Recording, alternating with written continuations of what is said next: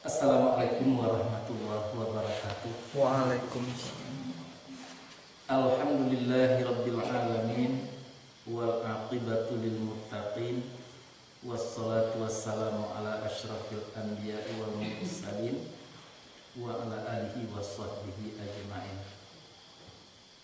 Syukur dan puji kita serahkan kepada Allah Subhanahu wa taala. Salawat dan salam untuk Nabi kita Muhammad sallallahu alaihi wasallam. Kita sampai kepada ayat 83 dari surat An-Nisa.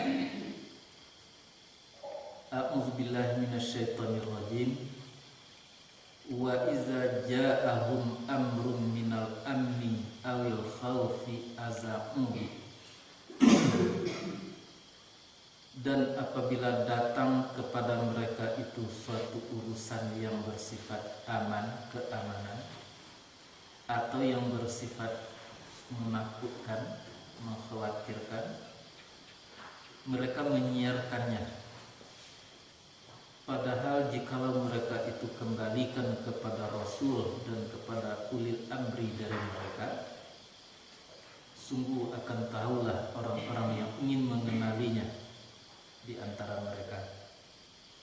Dan jikalau tidaklah karunia Allah atas kamu dan rahmatnya, sungguh kamu akan mengikuti syaitan kecuali sedikit sekali. Itu arti ayat. Berarti ayat itu menggambarkan tentang sikap sebagian manusia, terutama manusia-manusia yang lemah keagamaannya atau tidak beragama sama sekali, seperti orang-orang musyrik, orang-orang munafik dan lain sebagainya. Nah, perlu kita catat, kelemahan agama itu berlaku di dalam Islam dan berlaku pada agama-agama lain. Artinya kalau orang Islam yang lemah agamanya, makanya akan seperti ayat itu. Kalau kuat agamanya, dia akan mampu membenahi dirinya, akan mampu untuk bertahan daripada sifat-sifat yang dijelaskan oleh Allah Subhanahu wa taala itu.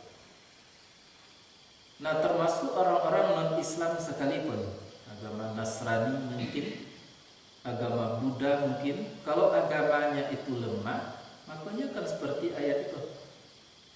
Kalau agamanya kuat, nah, makanya tidak akan seperti ayat itu. Jadi berarti Allah mengatakan kalau agamamu itu lemah, yang akan terjadi dalam kehidupan seperti ini. Itu sebabnya orang berpendapat bahwa agama itu sama. Ada orang yang berpendapat seperti itu. Tapi lupa mereka. Samanya itu di mana? Di dalam bentuk keduniaan. Jadi kalau Islam yang lemah agamanya kan baik kehidupannya. Yang kuat agamanya. Kalau yang lemah agamanya, kehidupannya akan tidak baik.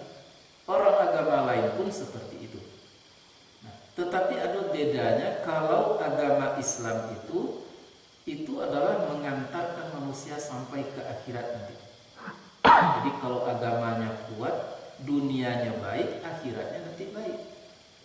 Sementara agama lain, kalau agamanya kuat, di dunianya baik, di akhiratnya tidak baik nanti. Itu perbedaan itu harus kita lihat, dan persamaan itu harus kita mampu melihatnya.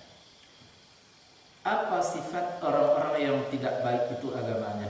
Apabila datang kepada mereka sesuatu, katakanlah berita baik, ya siarkan cepat-cepat. Padahal berita itu belum tentu benar. Sebaliknya kalau datang suatu berita yang tidak baik, cepat-cepat mereka itu menyiarkan. Dengan kata lain, seolah-olah mereka itu mengenali, tahu betul tentang persoalan yang terjadi. Itulah yang terjadi pada orang-orang yang lemah agamanya, baik dia Islam atau tidak Islam. Memang yang dituju di situ humnya itu bukan diuntukkan kepada orang kafir semata, tidak. Orang-orang yang lemah agamanya, munafik, orang-orang musyrik. Jadi orang munafik itu bisa dari Islam, bisa dari tidak Islam. Orang musyrik bisa dari Islam, bisa tidak dari Islam. Yang tidak Islam itulah jale-jale musyriknya. Itulah yang dikatakan oleh Allah Subhanahu wa taala. Nah, perhatikanlah di zaman kita kini kok banyak terjadi persoalan yang semacam itu. Mereka tidak tahu persis apa sebenarnya, bagaimana sebenarnya sesuatu peristiwa yang sampai ke telinga mereka. Mereka itu sudah membuat berbagai macam statement, berbagai macam isu, berbagai macam segala macamnya. Terus terang sebagaimana yang sering kita rasakan di dalam majelis taklim misalnya. Orang tak tahu apakah majelis taklim yang dipelajari itu apa, bagaimana cara sistem yang dilakukan, metode yang dilakukan dalam pengajaran atau pengajian majelis taklim. Tapi kita udah di luar macam-macam ya, yang mengatakan tidak Muhammadiyah, yang mengatakan sesat lah, yang mengatakan tak apa yang dipelajari lah. Begitulah sifat-sifatnya orang yang lemah agama. Nah, maka untuk itu kita tidak boleh lemah beragama. Justru kita harus ya, perkuat, perjelas dengan ilmu pengetahuan tentu. Itu tidak bisa kita tutup mata oleh sampai hari ini. Memang seperti itulah masyarakat. Karena agamanya lemah, karena agamanya kurang, karena dia tidak mengerti dengan agama itu, sehingga mereka itu seolah-olah tahu dengan seluruh persoalan, padahal yang sebenarnya bukan seperti itu. Bukan seperti yang mereka putuskan, yang mereka tuduhkan, bukan seperti itu. Itu kalau masalah agama. Dalam kehidupan keseharian pun seperti itu. Ya, kalau terdengar sesuatu berita tentang seseorang, mereka seolah-olah menguasai, cepat-cepat memutuskan. Azamudi mereka siarkan. Tapi yang paling cepat mereka siarkan itu adalah yang buruk-buruk. Kalau yang baik mereka itu ingin menutupi lainnya, siarkan juga, tetapi tidak begitulah gencar mereka tadi untuk menyiarkan. Apa sebab? Karena lebih-lebih kalau yang buruk tadi hendaknya berada pada musuh-musuh mereka, pada orang-orang yang tidak mereka inginkan, karena mereka ingin mengatasi orang itu. Nah, kurang jatuh hendaknya awak naik ke atas. Itulah sifat-sifatnya orang-orang yang tidak baik. Jadi sekali lagi dalam kesempatan yang terbatas ini tuh kita harus tahu dengan diri kita sendiri.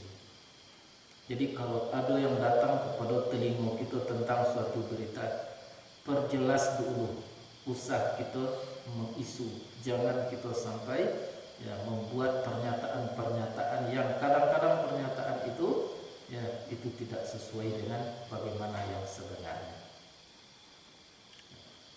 Baik yang persoalan baik, masalah yang baik-baik, atau masalah yang buruk-buruk. Jadi dan apabila datang kepada mereka suatu berita tentang keamanan atau ketakutan, mereka lalu menyiarkannya. Padahal jikalau mereka itu menyerahkan kepada Rasul dan ulil amri minkum, itulah orang yang memang mengerti tentang persoalan itu. Tentunya akan tahu lagi orang-orang yang ingin mengetahui sebelum yastanbituna. Jadi seluruh orang ingin tahu dengan suatu persoalan, baik persoalan itu yang baik atau yang buruk. Kalau andai kata sudah dikembalikan kepada Rasul dan kepada ulil amri daripada mereka, maka maksudnya minta pendapat, minta fatwa bagaimana yang sebenarnya persoalan itu. Maka Rasul atau ulil amri akan menjelaskan persoalan yang sebenarnya, la alimahu, maka sungguh akan tahulah, mengertilah akannya persoalan itu orang-orang yang memang ingin mengerti daripada mereka. Nampaknya itu adalah suatu kesalahan yang besar di dalam kehidupan kita. Jadi jangan capek-capek mengambil keputusan itu dulu kita sampaikan di dalam pertemuan-pertemuan sebelumnya. Ya, kalau kita duduk di jalan lalu orang, jangan dihukum orang tadi, jangan diputuskan orang tadi apakah ini buruk atau baik dan segala macamnya, jangan. Sekalipun nampak keburukannya, nampak kejahatan dan ketidakbaikannya, tunggu dulu. Banyak sekali itu di zaman Rasul, terutama sekali dulu Aisyah itu di waktu bertamu orang ke rumahnya, orang tadi punya cacat. Katakanlah postur tubuhnya tidak menguntungkan, tidak dipujikan. Nah, lalu dia katakan kepada Rasulullah, aduhai Rasulullah, orang itu begini begitunya, putuskan oleh Siti Aisyah, buruknya orang tadi, tidak baik orang tadi. Itu postur tubuhnya baru tuh, ya, mungkin tinggi orang tadi, ya pokoknya tidak terpuji lah tubuhnya.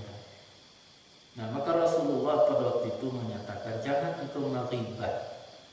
Jadi memutuskan suatu persoalan kepada orang tadi jangan cepat-cepat.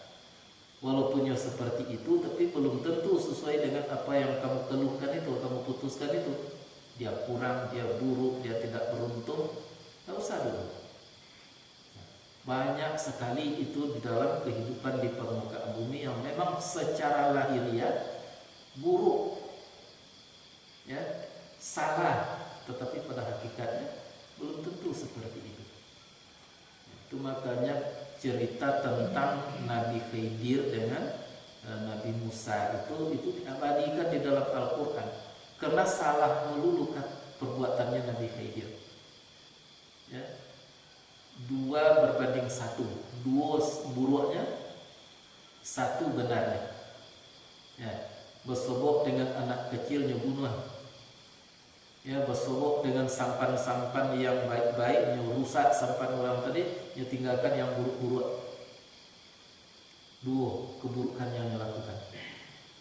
Nah, dan kemudian 1 yang baik cuma apa?